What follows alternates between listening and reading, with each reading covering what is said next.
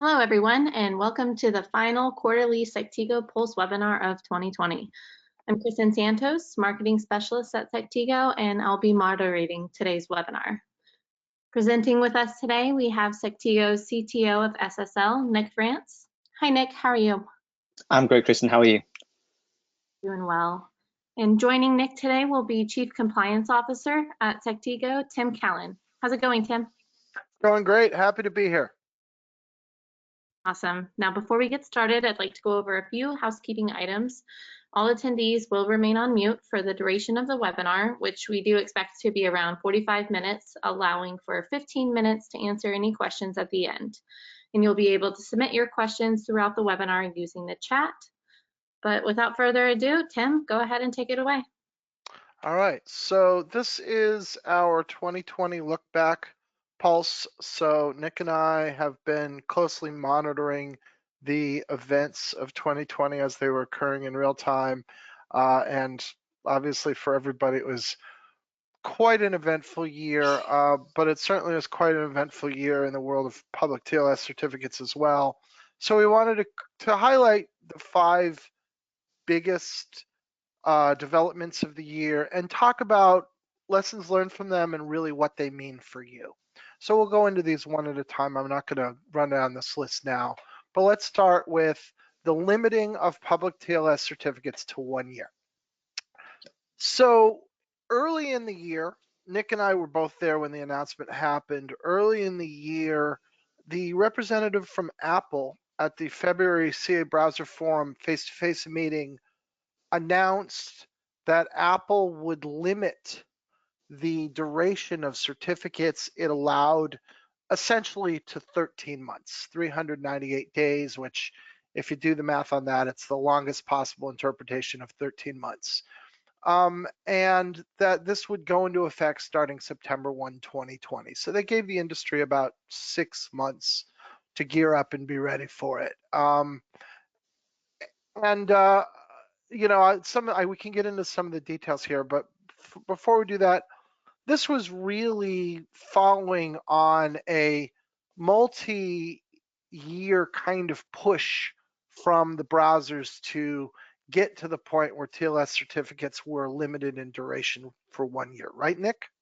Yeah, that's right, Tim. Yeah, there was a ballot in the CAB forum earlier in 2019, which didn't pass. It didn't get enough of the required votes from I think at least the CA side, Right. And so that didn't pass. And we kind of knew that at that point the writing was essentially on the wall here. This was going to happen, and it was going to come down pretty much in the way it did, which is instead of initially starting out as a CAB forum regulation, it was going to be made as a requirement for one of the root programs. And in this case, it turned out to be Apple.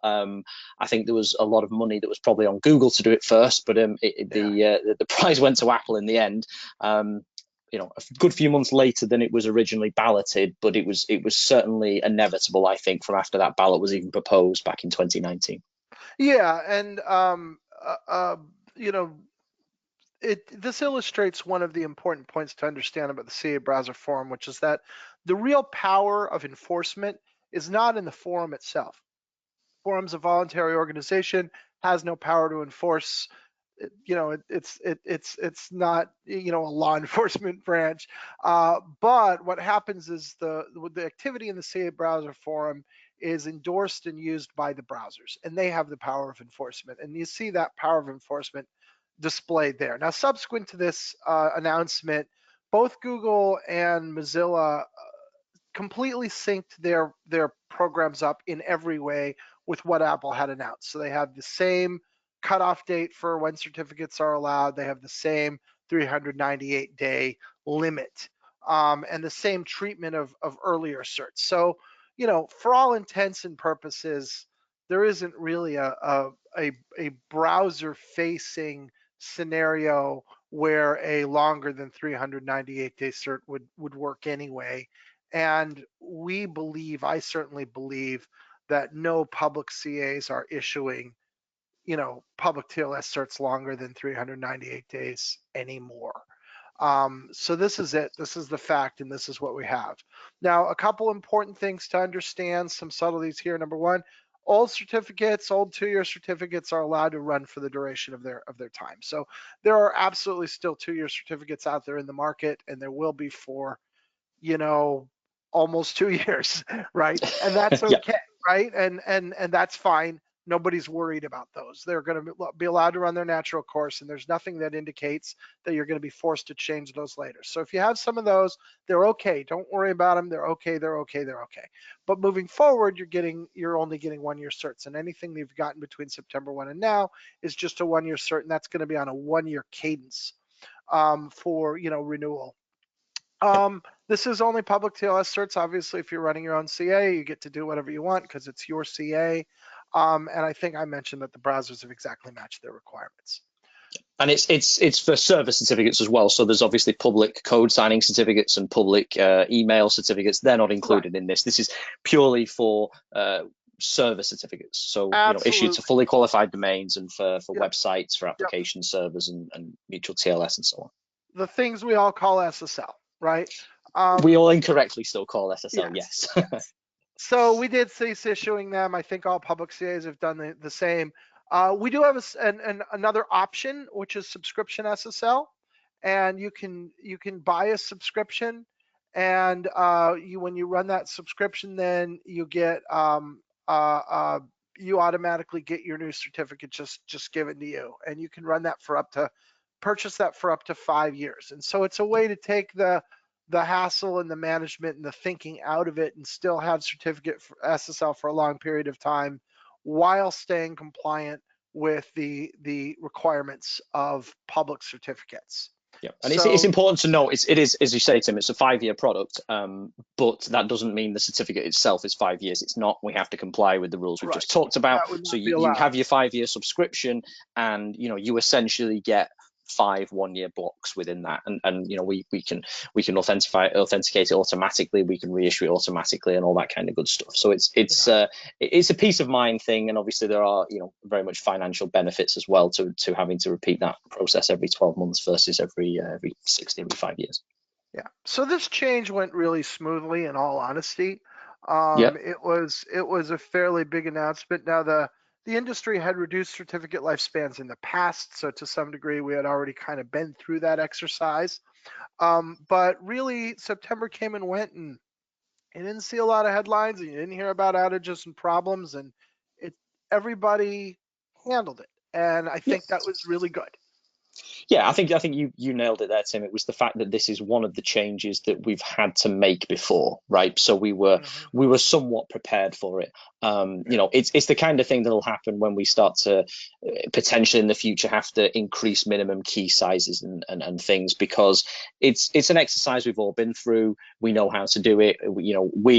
We as Sectigo, but also I think we as our industry know who we need to let know and how this gets publicized. And for better or for worse, it also gets it gets more scrutiny nowadays. It gets more press nowadays. So this change made headlines in tech press, admittedly, but various tech press. So you could read it on the Register, and it was on Slashdot and things like that, which certainly back when I started, I'm sure when you did, Tim, that kind of thing didn't happen. So it is quite good that this information gets out there into the hands of people that are technical but perhaps wouldn't otherwise see it. So I think that was an advantage, and it absolutely went as smoothly as we could hope.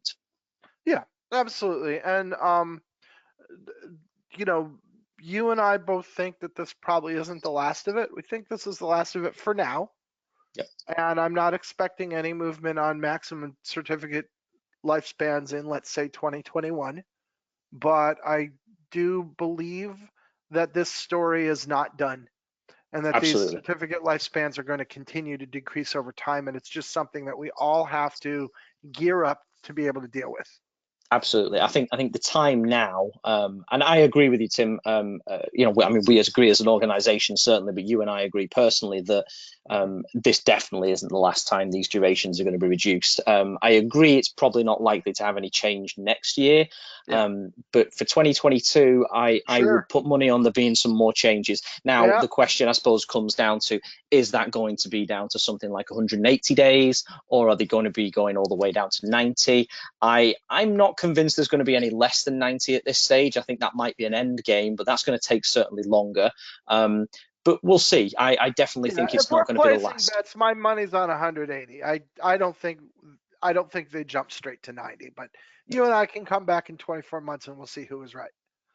Yeah, we'll put the bet on after, and we'll see where we end up when that does happen. But it's good to know that is coming, because as we've talked about many times on these events, it's driving people towards automation. It's kind of moving them in the direction to get used to this cadence, and to get used to it going shorter, and that's absolutely what they need to do. There's the recommended actions here. It's something you perhaps used to do every 10 years, every 5 years, every 3 years, every 2 years. Now you're doing it annually.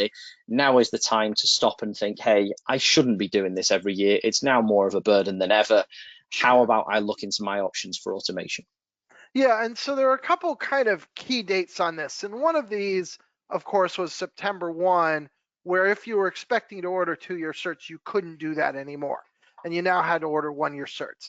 The next key date is going to be September 1, 2021, where if you were expecting your certs to renew on a 2-year cadence, now they're not. They're renewing on a 1-year cadence. And so if there's a reason that that's problematic for your organization, that's when the problem is going to occur, is the next certificate you got after September 1. So that's good, because that's still a long ways from now. And we recommend do a little homework and make sure that that isn't going to be a problem. And if nothing else, part of what that means is just the activity of getting the new certificate and deploying it is going to be happening at twice the rate that it was before. If you were on 2-year certs and you were manually replacing them every 2 years, now you're manually replacing them every year. So whatever administrative burden that burden is going to double starting September 1, 2021. And that's assuming, of course, that the number of certificates you have stays flat, which for 99% of organizations is not the case. New services, new domain names, new applications, everything like that. We know the number of certificates is going up exponentially for everybody. So, I think doubling is the minimum amount of extra effort you'll have to put into this. It's more likely to be several times over.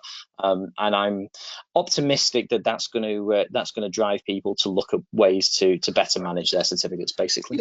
Yeah, exactly. And so thinking about improving your processes, both for the sake of efficiency, but also for the sake of risk reduction, is a smart project for the early part of 2021. So and I think, just to be clear as well, without going into any specifics of any specific CA solution, I think it is important to note that automation options and tools are absolutely out there. I mean, certainly, it's perhaps the fault of us all in the industry, and it's one of those things because it's a fairly technical niche, product and infrastructure. But automation is entirely possible, right? So it is, the tools are out there, the protocols are out there, the solutions are out there. They have been for some time, and maybe not well advertised and not well known. But I want it to be clear that if people are going to start looking at this, and perhaps this is the first they've heard of it, hopefully not, but do I have options? Can I automate this? It might not have been possible in the past, and you might think it's not possible for certain certificate types, but it absolutely is. The solutions are out there. The trick is looking at them. The trick is adopting them. And of course, if there's any issues, if there's things missing in what you would need to adopt it, then we need to know, basically, so that we can help you fill those gaps. Yeah, exactly. And then if you're a small business, SSL subscription SSL is definitely an option that's worth looking into, because it can, greatly reduce the pain and the burden and the worry about remembering and all of that stuff. Yeah, absolutely. Okay, so next let's talk about something, and this isn't actually a thing we discussed earlier in 2020, because this is an important upcoming development that we want to talk about for 2021, which is that the street address and OU information need to be removed from public TLS certificates from Sectigo. And the short story on this is that this information isn't really necessary to the cert. It's not required by compliance, and it's not required for technical reasons. So it's kind of extraneous legacy information that is there as a result of an earlier time when SSL certificates were used and represented in browsers in a different way. And in your current browser, that information isn't represented. You can't see it. And it's a little bit of dinosaur functionality inside the certificate spec. Yeah, and of course the other thing to know is although it's not many places, there are a certain number of places as well where these particular fields don't apply. I mean, not every country in the world has what perhaps you and I would determine to be a street address. So it's you know it's difficult to apply something like this globally, and as you suggest, Tim, that makes some of this information potentially extraneous, really. Right, and extraneous, and also therefore exposure, right? If you are in a situation where your street address is debatable, then the CA has to make a judgment about what address to use. And in the past, that was pretty uncontested. The CA would make that judgment and everybody would accept that. But in our more recent climate, there's more opportunity that somebody might challenge that address.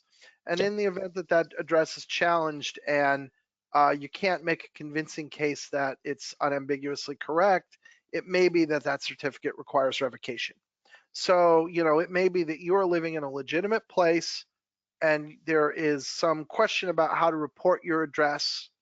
And as a result of that, your certificate gets revoked even though you did nothing wrong.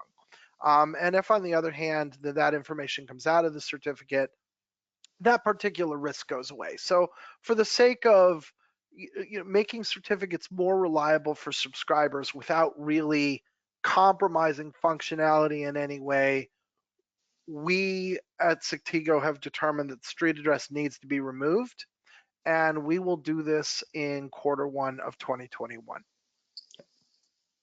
Yes. So the next part, though. yeah, there's also a thing called an OU field, an organizational unit field. And OU fields, again, they're legacy functionality. They go back all the way to the 1990s when the certificate environment was a very different place. And OU fields traditionally have been entirely self-reported information that the certificate subscriber could just put whatever they wanted in there.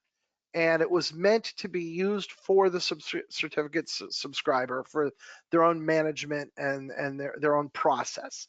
And unfortunately, because OU fields are sitting there in the cert, they've also come under a lot of scrutiny by the root programs in the community.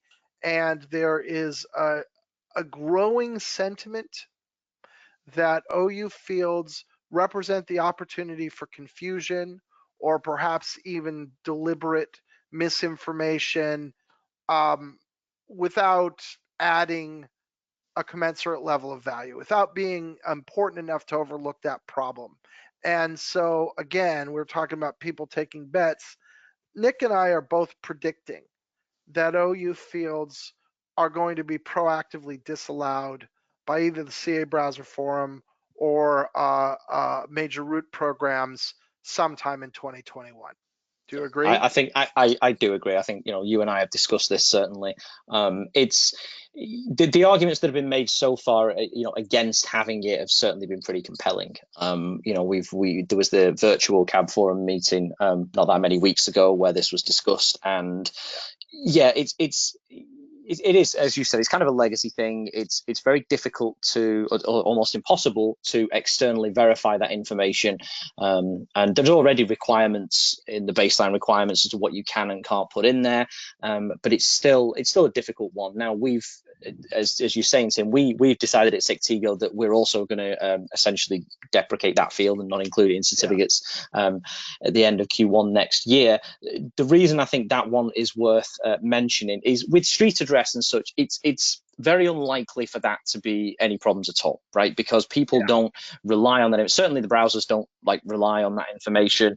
The chances of an enterprise system relying on specifically the street address as opposed to any other part of the certificate, the public key or anything else it may be doing, incorrectly I might add, but any additional checks are unlikely to involve the street address because it already is omitted in a number of cases, as we've said.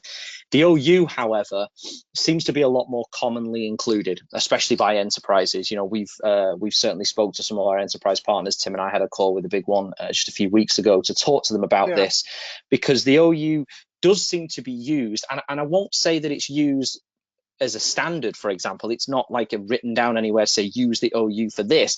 It seems to be more that just happens to be a convenient field where people have been able to enter identifiers, often for managing certificates. So they can put a department in there, but they might put a department ID in there, something that means nothing to you or I, but might help them track who this certificate's for. And it is often not anything as kind of unambiguous as IT department or UK division. It's something like just an internal reference number that nobody outside the org can make sense of. And as a result, it being in a public certificate, it's arguable it doesn't really need to be there or shouldn't be there. So we do think that there's going to be a ballot in the CAB forum. Or if not, as we've said with the 1 year, there's going to be a root program change that says OUs are going to be deprecated as of a certain date. So as well as our opinions on it, we're kind of trying to preempt that by beginning the deprecation now, Q1 next year, so that we don't get to the point where there's a date that comes in from one of the root programs that is potentially quite aggressive, and we have a lot of problems trying to get everybody to meet that deadline. So we're doing it in advance. Right. And so our recommended actions directly tie into that, which is these fields are not going to be part of the future TLS certificates. And so we don't want anyone to have a problem as a result. And so, some of the ways that you might have problems, you might be depending on this for technical behavior. You might have systems that are literally looking for that field, checking for that field, and they won't operate if it's not present or if it doesn't say the right information. You may have a process that depends on that, where there's a human being who somewhere along the line is expecting some information in the OU field of the cert and is looking for that. Or it might be part of your management and your accounting. Oftentimes, we think when people are using these fields in that way, it's about making sure that the right budget gets spent, right? That they attribute something back to the correct P&L. Yeah. And so under all these circumstances, there are plenty of other ways to do these things, but you may not be using those other ways. You may be using this way. And if so, this is the right time to implement a change in your process. And so we strongly recommend that everyone go back and say, what would happen if 100% of my public TLS certs had no OU information, no street address information? And ideally, the answer is nothing. And if the answer is anything except nothing, then that is an issue that should be mitigated now so that you're not under the gun when suddenly a certain date will come along and this information won't be available.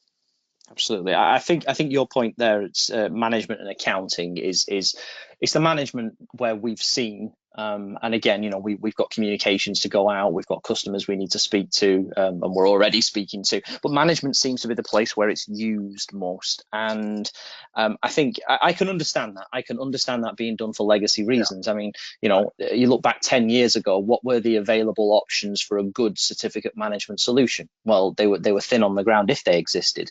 Whereas you look now, you have, the solutions that we offer, the solutions that other CAs offer, and there's quite a decent range of third-party tools, as well as things you can potentially roll yourself. So I think anybody that's using this for management, it is the opportunity now to see what your alternatives are for management, because there definitely are tools out there that can do a much better job and don't rely on a component of the certificate that we don't think is going to be around for much longer. Yeah, and let me probably make one more point before we leave this that wasn't in the slides, but it's similar to the point we made above with the 1 year cert, which is certainly we will not be requiring that existing certs that have these fields get reissued in any way. So if you have certs today, or if you're issuing certs, between now and in the next few months that have street address and OU fields in it, it's not like we're going to make you replace those certs. What's going to happen is we're going to have a day, and as of that day, the new certs you order will not have that capability.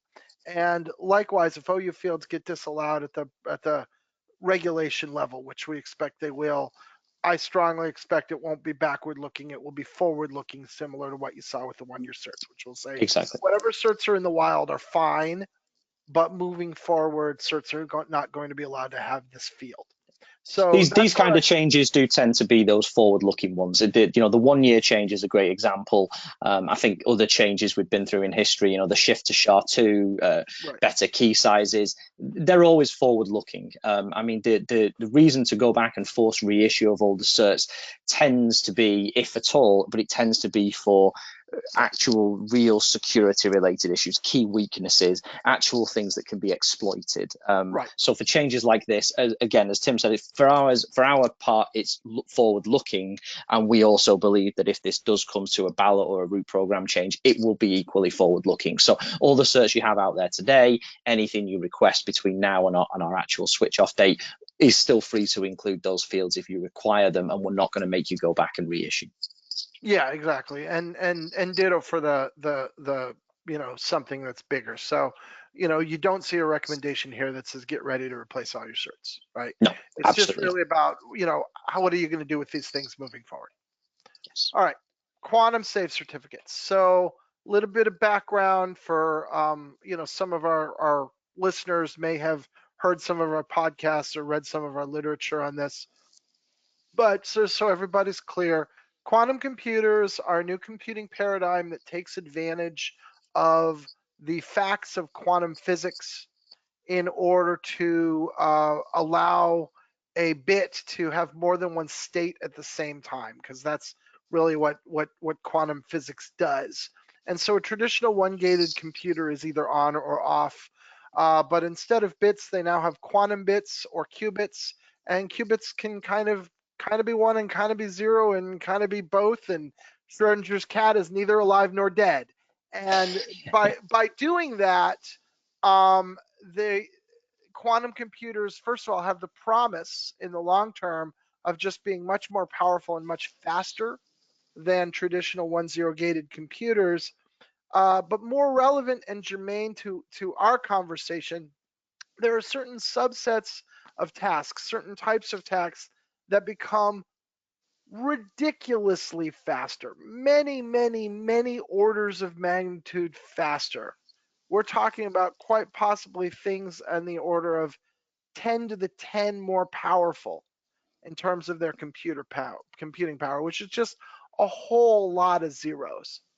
And it happens that one of those things is the ability to compute RSA and ECC keys, right? Basically, if you want to hack, if you want to brute force crack an RSA key, you can have an RSA key that could take, 1 billion years to do it with a traditional computer with today's computing power, and you turn it into something that you can do in a week, right? Yep. And you can see the numbers off to the right here, but it's just that order of magnitude faster.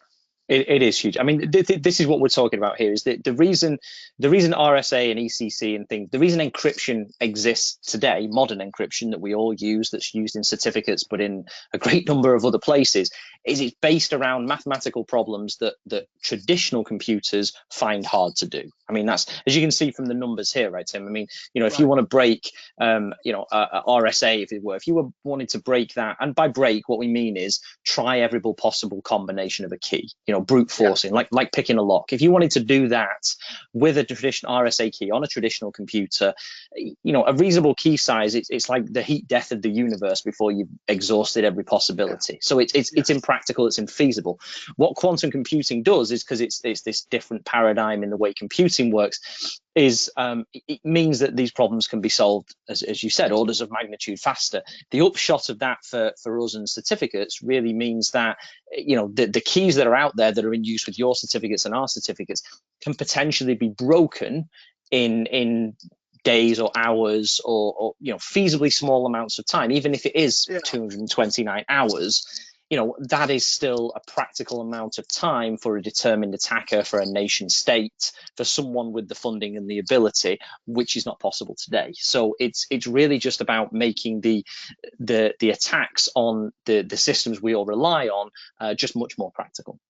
Yeah, and this is much more a problem for our actual encryption than it is for our hashing algorithms. And there are some mathematicians did some work on this, and there was a guy named Shor and there was a guy named Grover, and Shor gave us Shor's algorithm and Grover gave us Grover's algorithm, because, you know, we're not the most imaginative in terms of naming algorithms.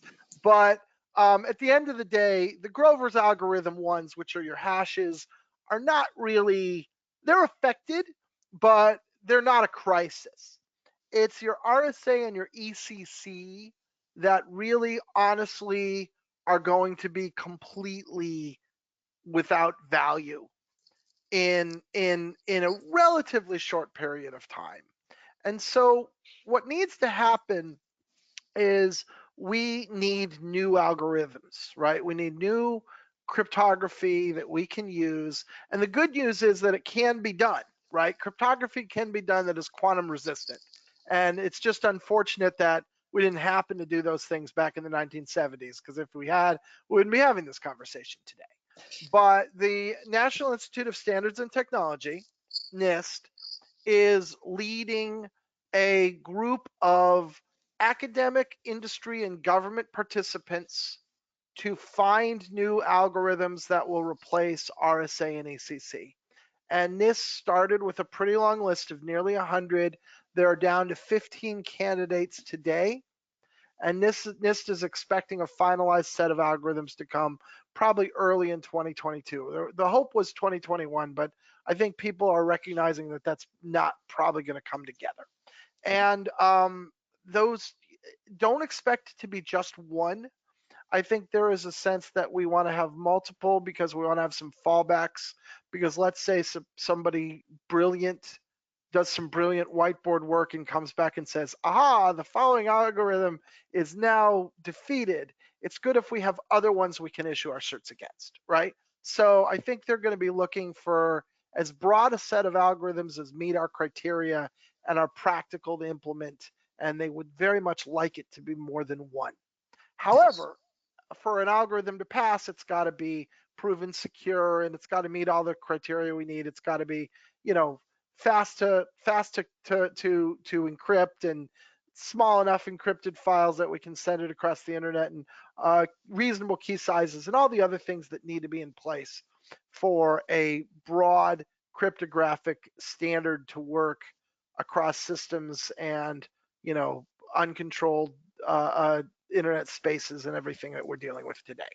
Yeah, there's a lot of considerations that have to be made in all this, and Tim, and as you said, size is one consideration, because we've got connectivity everywhere, and we've got these IoT things and everything else, and then you've got all the different, you know, how computationally powerful are these alternatives. Again, we have computers and everything nowadays, and it might not be a nice big laptop, it might be a tiny microprocessor in some kind of embedded device. So these are all considerations. But the one point I know we'll cover this in a sec, but one of the things to mention is what NIST are doing in terms of setting the standards is really the start of the race, if you like, because once they set standards, especially when it concerns us with certificates, and as we talk about here, there's a lot of other pieces that need to fit into place, right? So as someone defines a standard, great, we now have a standards to work towards. Then of course you've got to get people to build the software that uses the standard. You've got to adapt your software to well, you've got to write code that uses these algorithms. And you know, even now the RSA code and the ECC code we use today in our modern web servers and services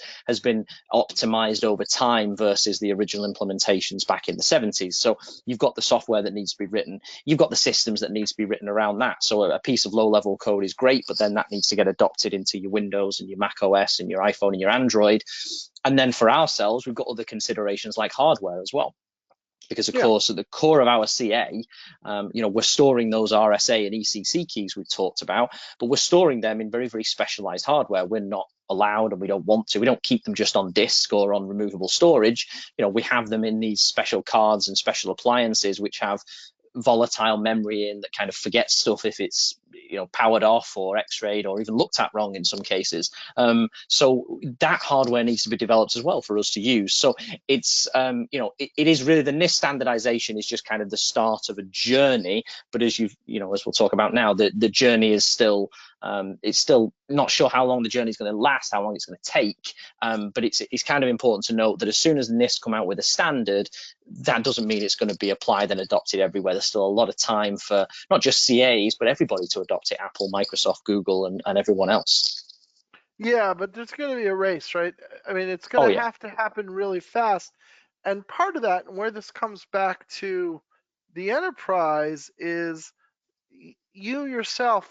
So there certainly will probably be some patching that's required, right? Mm-hmm. You'll probably have operating systems and software that will require updates, and those vendors will be pushing those patches, and you'll need to get those and apply those. And if you have, for instance, if you have unsupported platforms, that's where that's potentially a problem. And then the other thing is that all of your certs will have to change. So every single cert you have, public and private, will have to change. When these attacks become, or when these quantum computers and the power they express can be practically used, and I guess that's the other reason that I said this kind of time period is not to be determined just yet, because quantum computers exist and they're getting better all the time. We see news articles saying IBM have built this and another team in China have built this. At what point, and I guess it's a collective decision, at what point does that become enough of a threat for CAs, for Apple, Google, Microsoft, Mozilla, and everybody else to say, right, we need to start transitioning everybody? But regardless of when that happens, your point, Tim, is absolutely right, that this is a mass replacement event of everything. As soon as it is determined that these keys are weak and threatened, you and your organization are going to have to go, right, we're going to have to start replacing everything. And obviously our focus here is on public and private certificates of Sectigo and TLS and SMIME and everything else you've listed.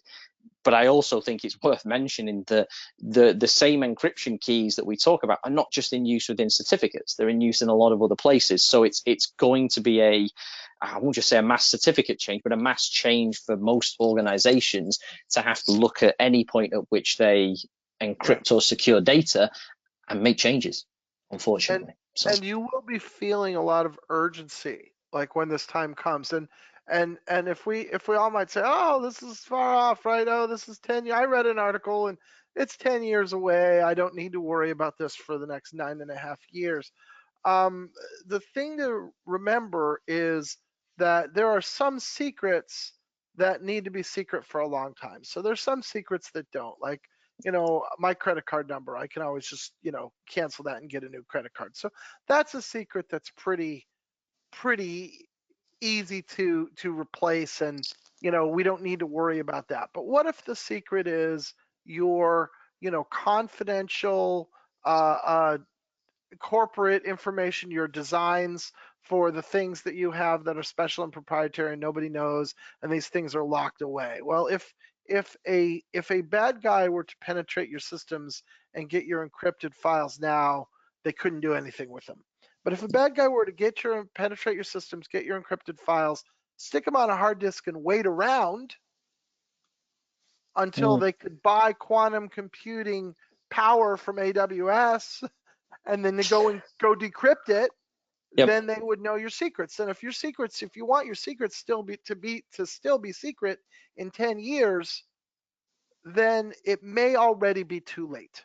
In some cases, absolutely. So it's I think what we're saying is well, you've got the last bullet point there is timeliness is important, but it's a large scale assessment exercise that enterprises are going to have to do to determine how this is going to impact them. And of course, this is not something anybody can be expected to do on their own. It's going to be us, and it's going to be a number of other organizations that are going to be giving you the help and the education that you need to make decisions here.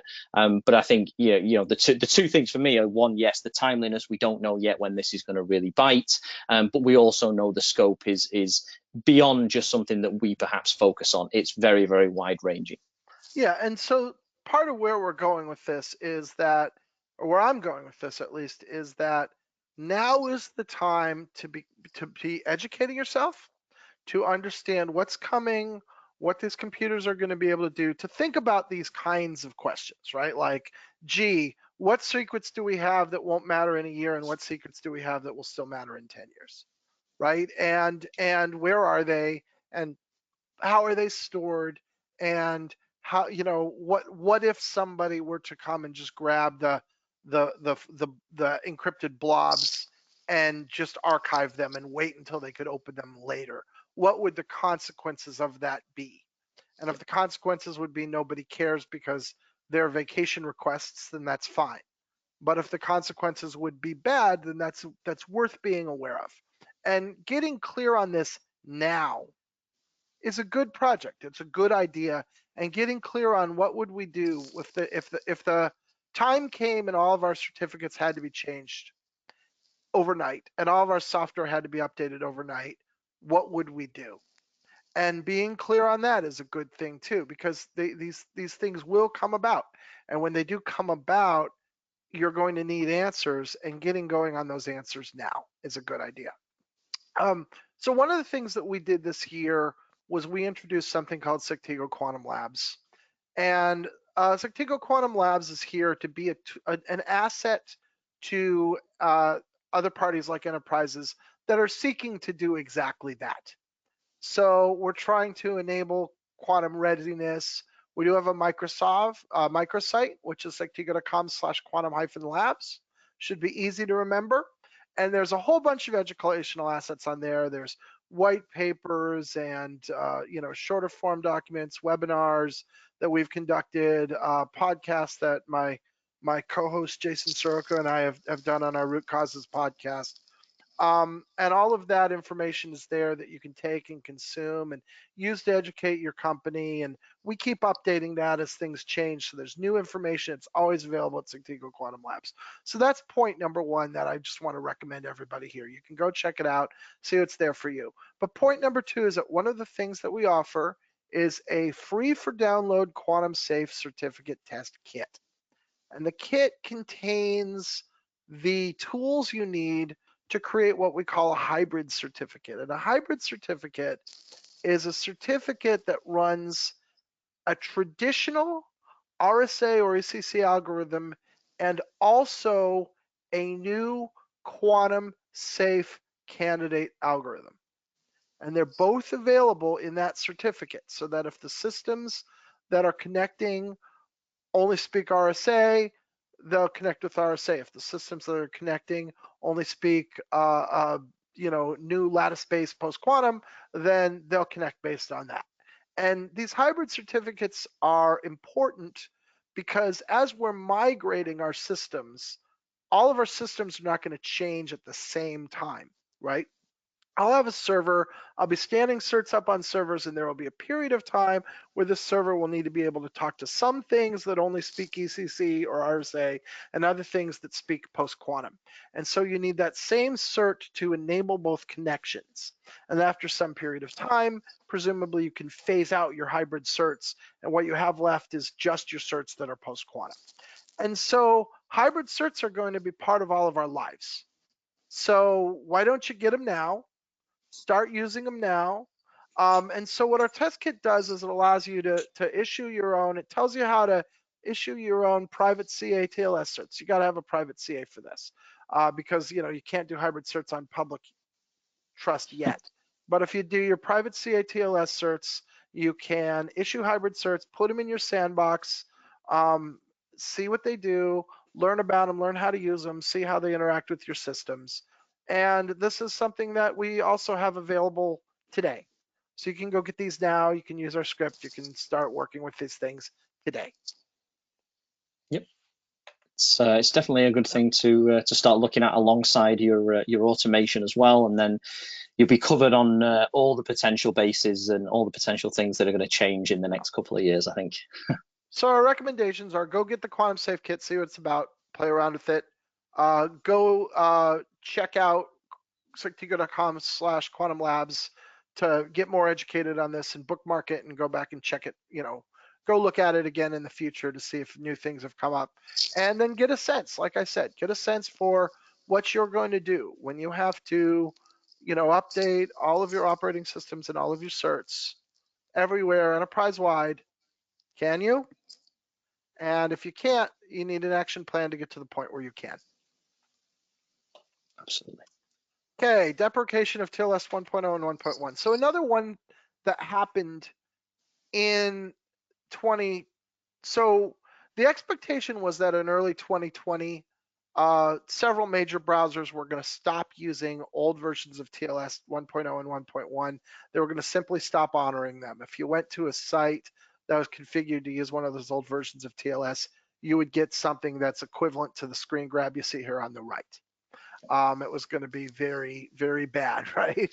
And essentially, it was one of these not click throughable errors. Basically, yes, it was going to be a bad one. Yeah. And they wound up delaying that because of COVID. And the basic thinking was, if we shut down critical systems that people need for COVID information or COVID response, then that is not worth it, right? The risk reward math is not there. And so they held off on that for a few months, but only a few months. And now at this point, Apple, Chrome, and Firefox have all deprecated TLS versions 1.0 and 1.1, which means you need to be on 1.2 or greater, or you're having a problem with these browsers. And of course, TLS 1.3 is out and is supported by all major browsers and operating systems. So you can use TLS 1.3 today, and that's perfectly fine and workable. I think the thing to be clear on, though, is when we talk about this, and certainly I've had a lot of people ask me questions when this came up, is it's not anything to do with the certificate direct. This is like a server configuration issue, right? So this is, TLS is, if you like, the new version of what SSL used to be called, or SSL. It's the same protocol. It's just, revisions of it. They got to SSL 3 and decided to change it to TLS 1.0. So we're on this, as Tim said, version 1.3 and 1.2, which is still relatively good. But these are server configuration issues. These are the versions of the protocol that your server and your browser speak, and they use the certificate as part of that to do the identification, to do the authentication, and to exchange keys, and then obviously have the encrypted communications. So it's a server-side configuration issue. And I mention it only because I've seen from the parts I've been involved in, certainly our support teams have said, well, can you give me a certificate that supports TLS 1.3? And it's kind of, well, that's not quite how it works. Yes. They all do already. It's a server config issue. So, if this is something, hopefully no one's still having problems with this, because it's a number of months ago now, and the browser versions nowadays change very rapidly, right? So when a new version of Chrome comes out, it's very quickly adopted. This is one of the great advantages of modern software, is it does have this very rapid update cadence. So it's very unlikely you're having these problems now, because the vast majority of the browsing public are requiring it anyway. So if your server only supports the old versions, it's unlikely you've had any visitors in 6 months. But as it says, just skipping to point 3, there are going to be these sites you've forgotten about, domains you've forgotten about, likely traffic sites and services that may potentially have this problem. So it's worth checking into. Yeah. That's the potential problem, is directly that site that you don't think about, that thing that's just been sitting there for a long time, but you still want someone to be able to get there if they can, right? And it's going to be embarrassing if it doesn't work. That's the kind of thing to look at. Or what we call a bare domain is the domain without the www. So www.yoursite.com and yoursite.com are different domains. And oftentimes humans treat them as interchangeable. And sometimes you get an automatic redirect, but not always. Not everyone's set up that way. And it's possible that you're always going to the www site and you're not thinking about the bare domain. And that's another place that people have gotten in trouble. So those are a couple things that are worth looking into. And also, if you're doing updating things anyway, consider going to TLS 1.3. Why not go for the best version that's available? And Yeah. there's no real Yeah, it downside. has a number of other advantages. It's quite a big jump in the protocol version there, and obviously I'll leave it as an exercise to the listener to go and do some digging into that. But it's certainly a lot of improvements over the older versions, and it's definitely widely adopted enough now to be usable. So Nick, maybe we should have you on root causes, and we should do a tour of TLS 1.3. That might be a good episode. Let's bear that in mind. Yep, let's do it. All Let's right. do it. Let's pen that one in for the new year, Tim, I think. I love it. Sectigo AddTrust root expiration. So this one got a lot of headlines. So on May 30, 2020, our legacy root called AddTrust expired. Leading up to that expiration, we had sent out a lot of public messaging and given technical documentation, provided a new legacy cross-signing root, and we fully expected this to be kind of a non-event. And unfortunately, there were systems and services that failed, and they failed, pretty publicly and pretty visibly. And some of them were things that were widely used, like Stripe Yep. or Roku devices. And the essence for what happened was that there were a few scenarios where problems occurred, and I've got them listed here, right? There were older devices that were not updatable or were not updated, and that's what happened with those Roku devices by way of example. Yep. Sometimes there was homegrown software that just didn't handle the expiration correctly, was looking for that root very specifically. That's not how that software should have been written, but often it was. And then the big one is that there were previously unknown trust chain misbehaviors in a number of popular tools, the biggest culprit being OpenSSL. Which is a pretty big culprit, which is pretty widespread. Big culprit, yeah. And Yep. so these people who were using these popular tools, sometimes these tools wouldn't chain up correctly. And the analogy would be, let's say you've got to cross a river and there are two bridges, and one of those bridges is closed for construction. What you're supposed to do is just go across the other bridge. And what these tools would happen is they'd come to the bridge they were expecting, which is the AddTrust route. They would see the bridge was closed for construction. They'd say, "Oh, can't cross the river." And Yep. and so you had failures where failures should not have occurred. They should have just taken the other chain. The failure, it was a processing failure. So the weird thing was, I suppose, that the specification for all of this was well defined a long time ago. There was kind of a misconception, I guess, that when you issue a certificate, we hopefully all know, it's issued from an intermediate certificate, which is in turn issued from a root, and then there's things called cross certificates, which we talked about. But that path isn't just a straight line. The idea of an SSL client, a piece of software like OpenSSL, is it should look at a certificate and build every possible path back to a root, a trusted anchor that it has, and that path may be multiple ways. It's not just a straight line. It's what's called a directed acyclic graph. So there's very many possible different ways you can get to a trust, right? So it's not just one. But unfortunately, a lot of this software, as you said in your brilliant analogy, Tim, is it tried one way it thought worked, and then it gave up. It didn't bother to try the other options. It didn't look at the other routes. It didn't look at other possible ways to build that trusted chain, and so it failed. And it was a lesson learned, not just for us, I would say. It's certainly a lesson that has been learned in many parts of the industry. I mean, the OpenSSL developers have obviously noticed this, and anybody else that relies on that software. It's one of those security incidents, and we've all had them in the past, certainly in this industry, that have been bad and made public, and certainly been a problem at the time. But as a result of them happening, the good that's come out of that is a net benefit, right? So OpenSSL is now fixed. People are aware this is a problem. People are checking for it more.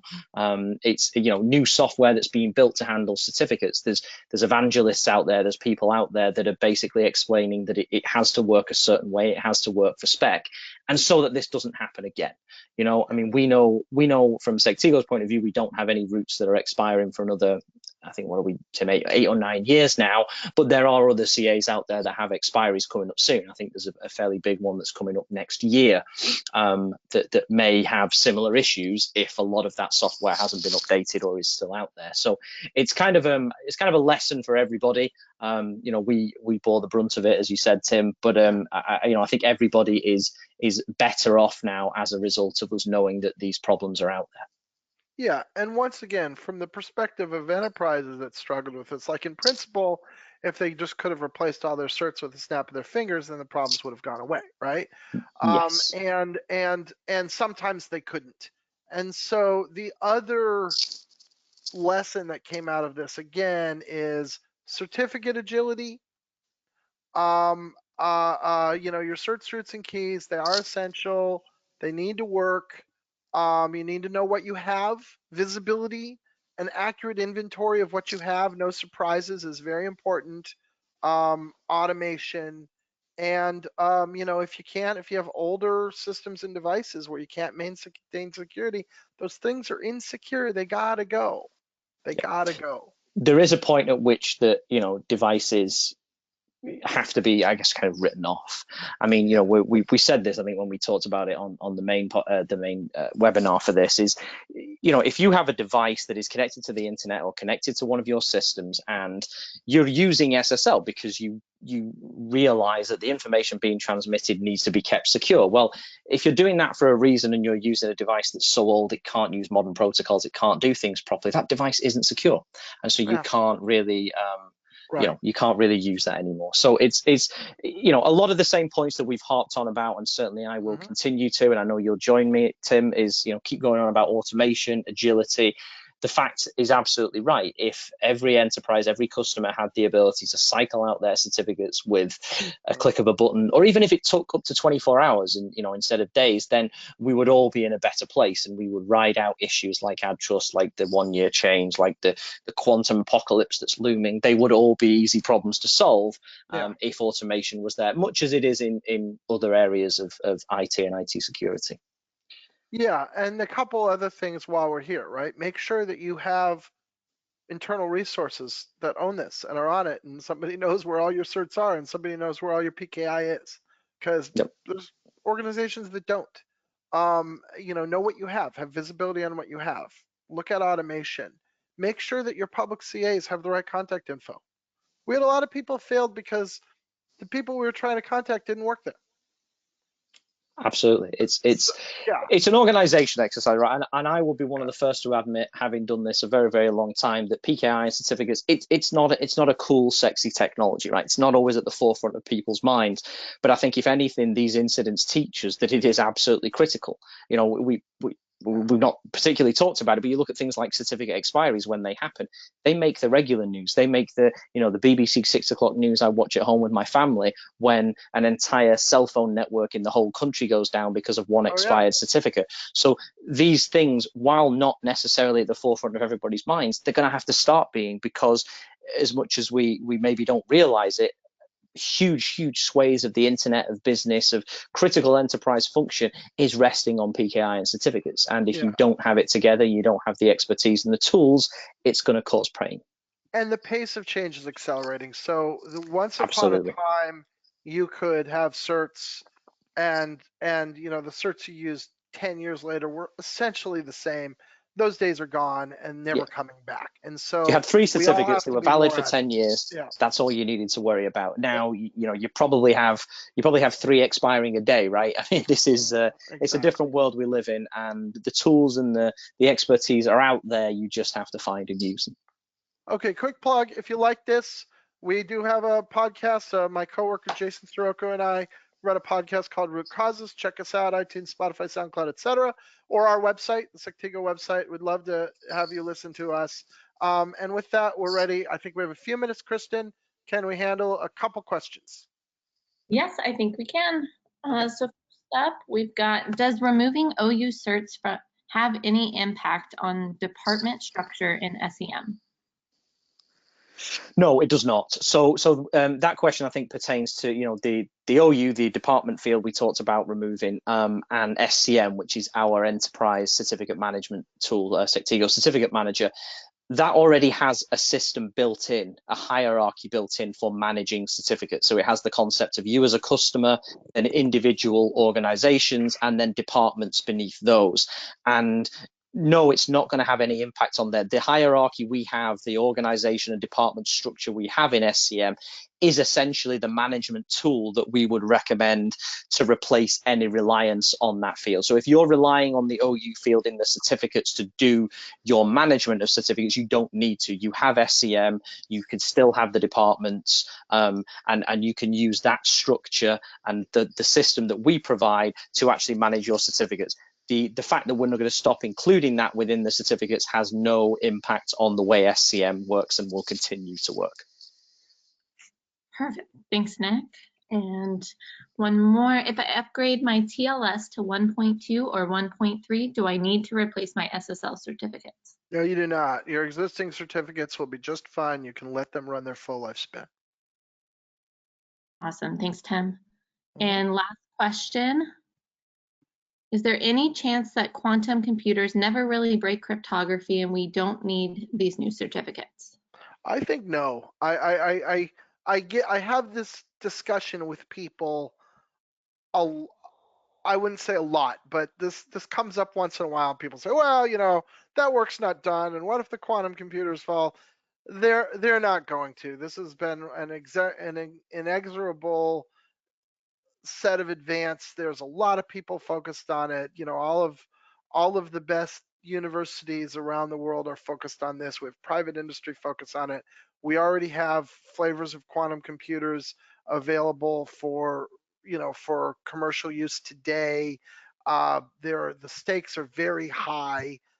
The chance that quantum computers, the math is all proven.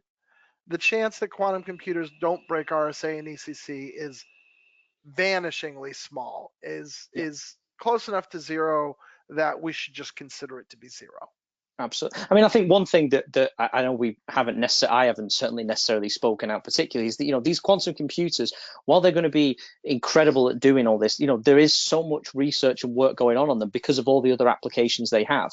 These are not scientists designing RSA cracking machines. This is like regular computers. These things are going to be incredible leaps and bounds in advances in you know, data analytics, in probably medicine, in, you know, all these wonderful a great example, but they probably help. I mean, I wouldn't know with much authority, but they probably help with things like medical research and vaccine research and stuff, because we can do all the mathematics that we do today orders of magnitude faster.